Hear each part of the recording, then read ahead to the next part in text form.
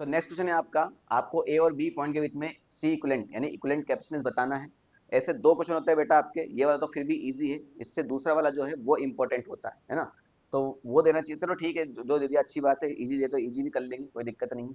अब इसका जो अपन डायग्राम बनाते हैं कैपेसिटेंस की फॉर्म में, वो कैसे बनाते हैं बेटा, ये आपका ए पॉइंट हो जाएगा, है ना।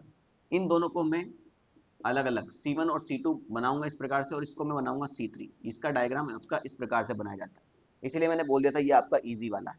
इस वाले कैप्सूल को मानता हूं मैं C1, इस वाले को मैं मानता हूं C2, और इस वाले को मानता हूं मैं C3। डन, ठीक है। अब C1 C2 C3 अलग अलग निकालते हैं, फिर उसको सॉल्व करते हैं। अब ध्यान से देखिएगा, इसका क्रॉस एरिया कितना दे रखा है A, तो पूरे कैप्सूल का दिया होगा ना A, तो यानी पूरे कैप्सूल का क्रॉस सेक्शन एरिया ए दिया है, तो बेटा इसका एरिया कितना हो जाएगा, हाफ, क्योंकि आधे में भरा हुआ है और आधा ये है, तो इसका भी क्रॉस सेक्शन कितना हो जाएगा, हाफ। ये पूरी डिस्टेंस दोनों प्लेट के बीच की डिस्टेंस दी दे रखी है, मगर ये तो दो पार्ट में डिवाइड है, यानी ये वाली डिस्टेंस कितनी हो जाएगी C1 के लिए D/2, यानी ये भी कितनी हो जाएगी आपकी D/2। ये क्वेश्चन में दिया हुआ रहेगा आपको, है ना, यहाँ नहीं दिया, दिया रहेगा, ठीक। तो पहले C1 निकाल लेते हैं, C1 कितना हो जाएगा देखो। अब इस कैप्चर को अलग मान के चलो, आप सिर्फ सिर्फ इस कैप्चर को अलग मान के चलो, तो पूरे कैप्चर में डायलेक्ट भरा है, डाइलेक्ट्रिक भरा है, तो अगर पूरे कैप्चर में डाइलेक्ट्रिक भरा होता है तो उसका कैपेसिटेंस डाइलेक्ट्रिक टाइम्स इंक्रीज हो जाता है। तो यानी यहाँ क्या हो जाएगा, K1 एप्सिलॉन नॉट, एरिया कितना है बेटा हमारा A/2, और डिस्टेंस कितनी है D/2, ये टू से टू खत्म हो जाएगा, तो इसका कितना आ गया K1 epsilon not A/D। Done. C2 कितना आ जाएगा, ध्यान से देखो, C2 भी उतना ही आने वाला है, उसका भी एरिया A/2 है, उसका भी डिस्टेंस D/2 है, बस आगे K2 दिया है, तो ये हो जाएगा K2 epsilon not A/D। Same इसी तरह से हो जाएगा।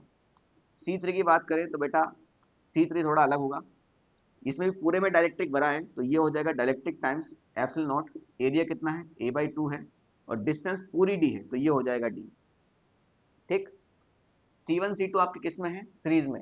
C1 C2 आपके किस में है, सीरीज में है, तो बेटा कैपेसिटर जो है रेजिस्टेंस का उल्टा बिहेव करता है।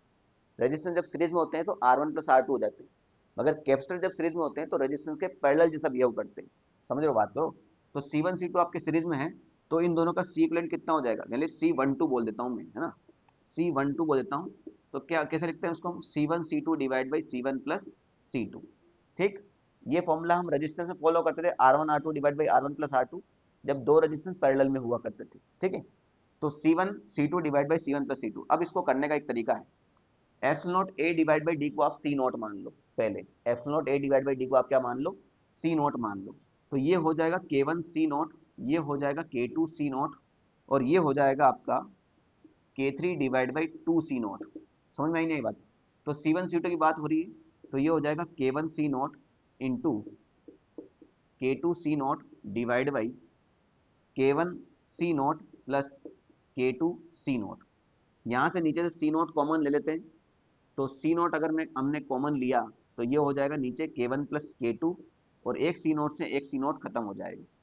तो इसका इक्विवेलेंट कितना आया, K1 K2 C not divide by K1 plus K2। Done. अब ये जो C12 है वो C3 के साथ किस में है, पैरेलल में। तो जब पैरेलल में होता है तो रेजिस्टेंस के सीरीज वाला फॉर्मूला फॉलो करेगा, यानी आपका जो CAB होगा वो हो जाएगा C12 plus C3, simply add कर देंगे, है ना, रेजिस्टेंस के जस्ट ऑपोजिट टाइप से। तो C12 कितना है आपका K1 K2 C not divide by K1 plus K2, और C3 कितना है बेटा हमारा K3 divide by 2 C not. बात समझ में आई नहीं, ठीक है। तो बस इसका क्या करना है, एलसीएम लेके इसको फ्री करो, ठीक है। तो बस थोड़ा सा टाइम और लगेगा, इसको तो हम यहीं से इरेज कर देते हैं, इसकी अब कोई जरूरत है ही नहीं, है ना। C नॉट की वैल्यू बस epsilon not A divide by D याद रखिएगा, वही हमने पुट करी है। चलिए, तो ये हो जाएगा आपका CAB, एलसीएम लिया है बेटा अपन ने, तो एलसीएम कितना आ जाएगा 2K1 प्लस K2, नीचे और कोई दूसरा नंबर तो है नहीं, तो एलसीएम आ जाएगा आपका 2K1 प्लस K2। तो अगर मैं इस पूरे नंबर में इसका डिवाइड करूंगा तो दो बचेगा, तो इसको दो से मल्टीप्लाई कर दो, तो ये हो जाएगा 2K1 K2 C not plus, दो से करोगे इसको मल्टी डिवाइड, तो ये पूरा पार्ट बचेगा, इस पूरा पार्ट को K3 से मल्टीप्लाई कर दो, तो ये हो जाएगा आपका K1 plus K2 into K3, और C नोट तो चल ही रहा है साथ के साथ, यही आपका आंसर हो जाएगा। अब इसको इसके साथ अरेंज करना है बस आपको, है ना। तो ये हो जाएगा 2K1 K2 सी नोट यहाँ से कॉमन ले लो पूरा पूरा, तो सी नोट को भी पुट कर दो भाई, है ना, क्योंकि सी नोट यहाँ सबसे आगे लिखा हुआ है ऑप्शंस में। तो सी नोट को आप बाहर ले लो, इसको पूरा अंदर कर लो, सी नोट की जगह आप F note A divide by D लिख दो। सी नोट बाहर आ गया, इसको अंदर मल्टीप्लाई करो तो ये हो जाएगा K1 K3 और ये हो जाएगा K2 K3, ठीक, और divide by 2 K1 plus K2। तो ये कौन सा ऑप्शन में मेल कर रहा है, epsilon not a divide by D, 2 K1 K2 K2 K3 K3 K1 epsilon not a divide by D, ये ऑप्शन नंबर बी में मैच कर रहा है भाई, है ना। बाकी ऑप्शन नंबर ए में यहाँ 2 नहीं है, ऑप्शन नंबर सी में यहाँ नीचे 2 दे रखा है, ऑप्शन नंबर डी में ऊपर नीचे दोनों तरफ 2 दे रखा है, तो ये ऑप्शन भी नहीं होगा, ऑप्शन नंबर बी मैच कर रहा है।